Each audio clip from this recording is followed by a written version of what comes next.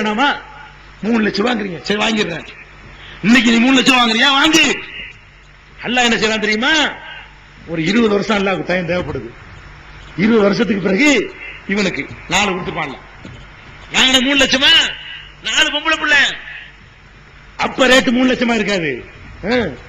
நீ வாங்கும் போது 3 லட்சம் உன் மகனுக்கு அல்லாஹ் கொடுக்க வைக்குவானே, அப்ப எத்தனை லட்சம்? 30 லட்சம் ஆகியிருக்கும். ஒரு 25 வருஷத்துக்கு எவ்வளவு இருக்கும் ஊர்ல சொல்லுங்க? 25 வருஷத்துக்கு முன்னாடி 3000 ரூபாயா, 25 வருஷத்துல 3 லட்சம், 300 மடங்கு. 300 ஆயிரம் தான் 3 லட்சம், 300 ஆயிரம் தானுங்க. அப்ப எத்தனை மடங்கு? 100 மடங்கா? 100 மடங்கு. அப்ப ஒவ்வொரு ஆயிரமும் என்னவாகுது? லட்சமா மாறி இருக்குது. அப்ப ஒரு லட்சம் எத்தனையா மாறும்? கோடியா மாறும்.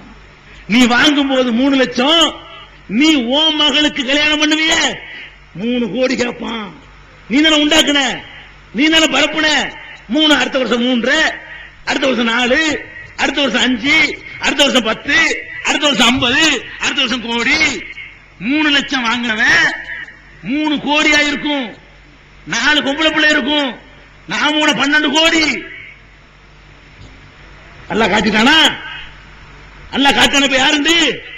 12 கோடிக்கு என்ன பண்ணுவ? உன் மாமா என்ன பண்ணானோ அதை பண்ணுவேன்.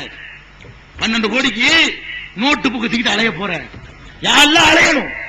நல்லா கேட்கிறேன், பெண்களை கேளுங்க. உலகத்துல கண்ணுக்கு முன்னாடி அல்லாஹ் தண்டனை கொடுத்தா தான் திருந்துவான். என்ன லிமிட் இல்ல அக்கிரமத்துக்கு? பெருமானார் ஸல்லல்லாஹு அலைஹி சொல்றாங்க, இத்தகி தாவத்தல் மظلوم, அநீதிக்கு ஆளானவர்களுடைய துஆவுக்கு பயந்து கொள். அக்கிரமத்துக்கு உள்ளாக்கப்பட்டார்களே அவர்களுடைய துஆவுக்கு பயந்து கொள். ஏன் தெரியுமா? ஃபைன்னஹு லைஸ பைனஹா வ பைனல்லாஹி ஹிஜாப். அல்லாஹ்வுக்கும் அந்த துஆவுக்கு மத்தியில திரை இல்ல. அல்லாஹ்வுக்கு அந்த துஆவுக்கு மத்தியில எந்த தடையும் இல்ல. உடனே ஏற்றுக்கொள்ளப்படும்.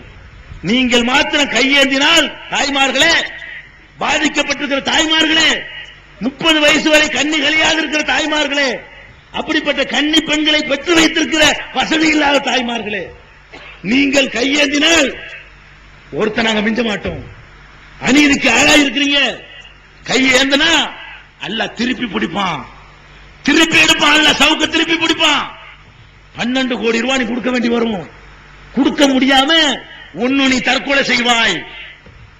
எத்தனை பேர் தற்கொலை செஞ்சானே, அந்த வேலையை நீ செய்வாய். இல்லன்னா கருவுல வச்சு ஓம் பிள்ளைய நீ ஆம்புளைங்கிற திமுறல வாங்கினியே, ஓம் பொம்பளை பிள்ளைய குழி தோண்டி புதைப்பாய், உசுரோட புதைப்பாய். இல்லன்னு சொன்னா அவன் பிச்சை எடுத்தானே, அந்த மாதிரி நீனும் பிச்சை எடுப்பாய். நீனும் இன்னைக்கு மாமனாரா போற, மாமனார் நிலையில இருந்து ஜமாத்துல கடிதம் வாங்கிட்டு 12 கோடி ரூபாய்க்கு பிச்சை எடுக்கணும். 4 குமருக்கு சேர்த்து வாங்கின 3 லட்சத்துக்கு வட்டிக்கு முதலமா சேர்த்து அல்ல பணாச்சு அடிச்சாலும் பெருசா அடிப்பான்ல. நன்மை எப்படி தர்றான்ல? 1க்கு 700 தர்றான்ல. நன்மை எப்படி தர்றான்லங்க? அல்ல ஒண்ணு செஞ்சா 700 ஆக்குவாங்கிறானே, 1க்கு 10 ஆக்குவோம், 10 700 ஆக்குவாங்கிறானே. அதே மாதிரி தான் அல்ல என்ன செய்வான்? அவனுக்கு எல்லாம் மல்டிபிளை தான். அல்லாவுடைய கணக்கு என்ன? சிம்பிளா கிடையாது. இந்த அள்ளிக்க மிதிச்சால் அப்படித்தான், கொடுத்தால் அப்படித்தான், புட்டுச்சு இருக்கும், அவ்வளவுதான். அதே மாதிரி பிச்சை எடுக்க வைப்பான் அல்லாஹ் ரப்பல் ஆலமீன். அப்ப இன்னைக்கு ஒழிக்கல, நாளைக்கு அதனுடைய விளைவு அனுபவிக்க போற நீ தான். இளைஞனே, நீ அனுபவிப்பாய். இன்னைக்கு ஒழிச்சது வை, நாளைக்கு வாங்குற சமுதாயம் இருக்காது. உன் 4 பிள்ளையும் வாங்காம கட்டக்கூடிய மாப்பிள்ளை இருப்பான். இன்னைக்கு நீ ஒழிக்கல, உனக்கு என்ன கேரண்டி? அல்ல பட்டயம் போட்டு கொடுத்துருக்கானா?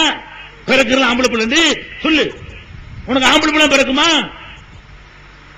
இதை யாவத்துல வச்சுக்க. அல்ல திருப்பி பிடிக்கிறதுக்கு எனக்கு தெரிஞ்சு என்னோட எத்தனை நண்பர்கள் அந்த காலத்தில் நான் வாங்கல. சந்தேகம் வந்தா தொண்டி மக்கள் வந்திருக்காங்க, கேட்டுக்கலாம். 1980 நாங்கள் வரதட்சணைக்கு எதிராக புரட்சி பண்றோம்.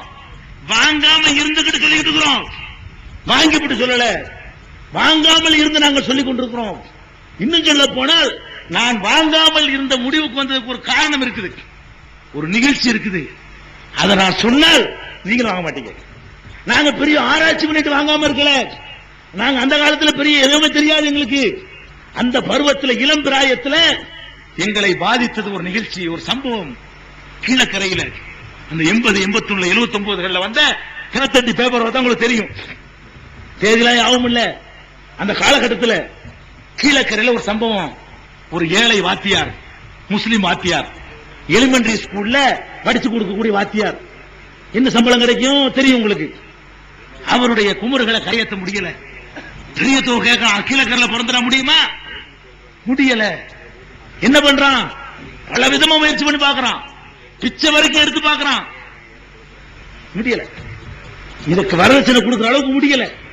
கடைசியில் என்ன பண்றான்? சம்பவம் நடந்த சம்பவம், பேப்பர்ல வந்த சம்பவம். பொண்டாட்டிட்டு சொல்றான், எனக்கு முடியலமா, நானும் ஓடா போயிட்டேன், நானும் வயசாயிட்டேன், எனக்கும் போய் கடன் வாங்காதான் வாங்கிவிட்டேன், பிச்சை எடுக்காம எடுத்துட்டேன், பிச்சை கூட வித்துவிட்டேன், முடியல.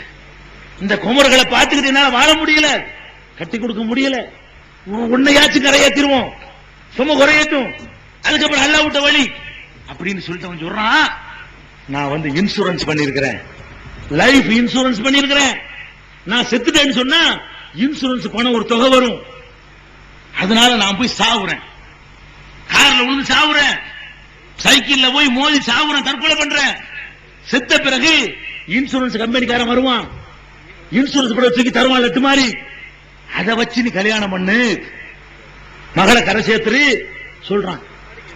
அவளும் அதை சரிங்கிறா. புருஷனை இலக்குவாள் ஒரு பொம்பளை, அவ என்ன செய்யறா?